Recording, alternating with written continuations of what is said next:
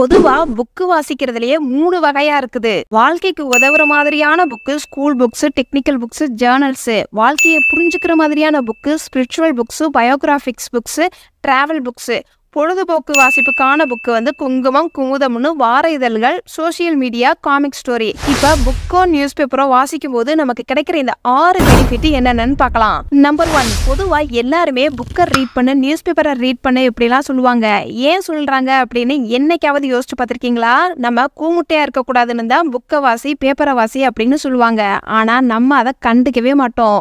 புக்கை ரீட் பண்ண ஜென்ரல் நாலேஜை ஆட்டோமேட்டிக்காக வளர்த்துக்க முடியும். பேசுறதுக்கும் எழுதுறதுக்கும் கம்யூனிகேஷன் ஸ்கில்லை வளர்த்துக்கிறதுக்கும் ரொம்பவே ஹெல்ப் பண்ணும். நல்ல கம்யூனிகேஷன் ஸ்கில் இருந்தால் மட்டும்தான் நிர்வாகியாக இருக்க முடியும். நிர்வாகியாக இருந்தால் மட்டும்தான் ஆட்டோமேட்டிக்காக தலைவராகவும் வளரலாம். சொல்ற தகவலை புரிஞ்சு சரியான முறையில சரியான டைமிங்ல வெளிப்படுத்துறதுக்கு வாசிப்புங்கிறது ரொம்பவே உதவுது. புக்கு வாசிக்க நமக்கு சிந்திக்கிற தன்மை, சிந்தனையில ஏற்படும் ரிஸ்க், ஆர்கியூமெண்ட் ப்ராப்பரா எப்படி பேசுறதுன்னு நமக்கு தெளிவா ட்ரைனிங் கொடுக்கும். நம்ம நிறைய படிக்கிறது மூலமா நம்மளுடைய ஞாபக சக்தி குறையாம பாதுகாக்குது.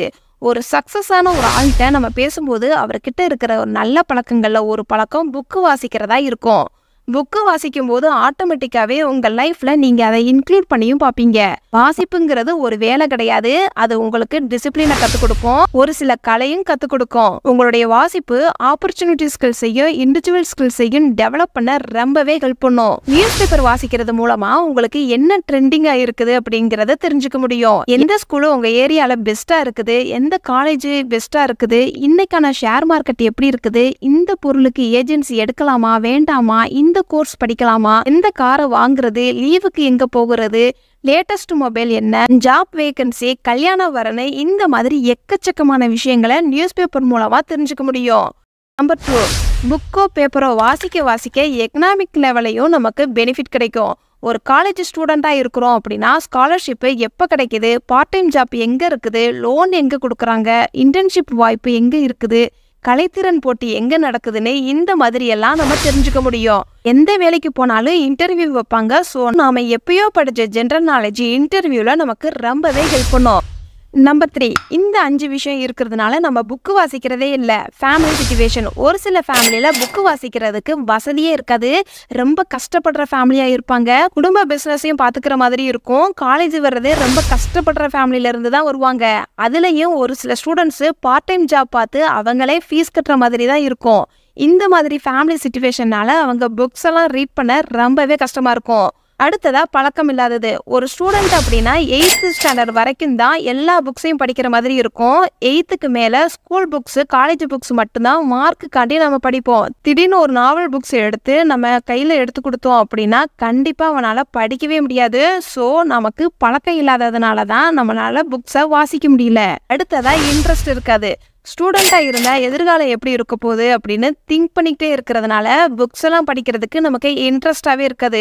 ஜாப்ல இருக்கிறவங்க ஒர்க்லோட் அதிகமா இருக்கிறதுனால புக்ஸ் படிக்கிறதுக்குலாம் அவங்களுக்கு நேரமே இருக்காது. அடுத்ததா no guidance, no encouragement. Suppose ஒரு புக்கை எடுத்து படிப்போம் அப்படின்னு சொல்லி உட்காரும் போது கூட அந்த புக்கு ரொம்ப போர் அடிச்சு போயிடுச்சு அப்படின்னா அப்படியே தூக்கி போட்டுருவாங்க.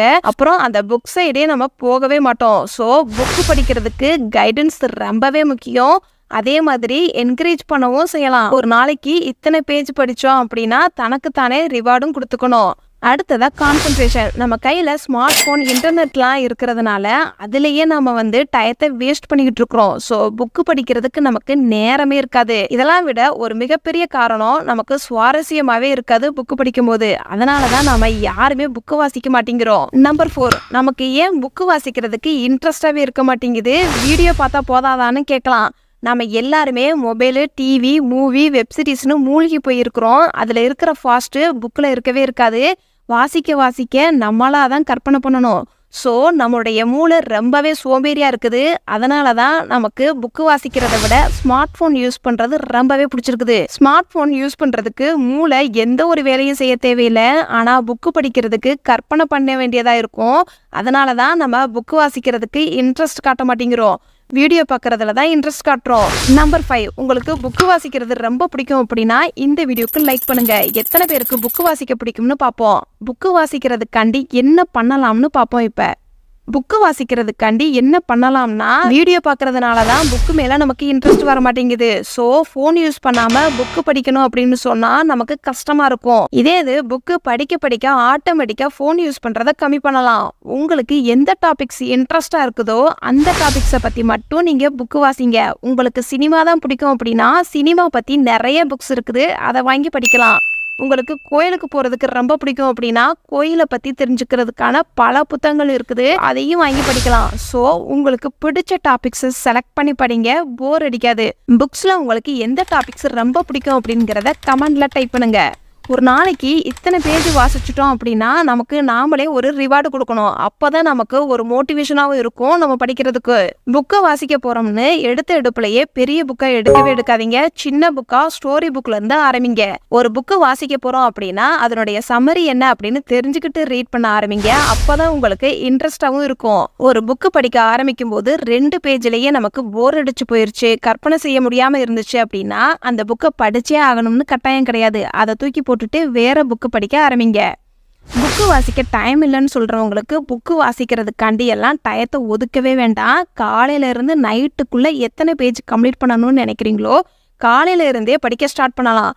அதுக்கு நீங்க பண்ண வேண்டியது காலையிலேயே சீக்கிரம் எந்திரிக்கணும். காலையில சீக்கிரம் எப்படி எந்திரிக்கிறதுக்கான டிப்ஸ் நம்ம சேனல்ல ஏற்கனவே வீடியோ அப்லோட் பண்ணியிருக்கிறோம். அந்த வீடியோட லிங்க் கமெண்ட் பாக்ஸ்ல இருக்குது, செக் பண்ணி பாருங்க. அப்படி காலையிலேயே நம்ம சீக்கிரம் எந்திரிச்சு படிச்சோம் அப்படின்னா நம்ம நினைச்ச பேஜை ஈஸியா கம்ப்ளீட் பண்ணலாம். வாசிக்கும் போது ஃபாஸ்டா வாசிக்கணும், இன்ச் பை இன்ச் வாசிக்கணுங்கிறது அவசியம் இல்லை. வாசிக்கும் போது நோட்ஸை கண்டிப்பா எடுங்க.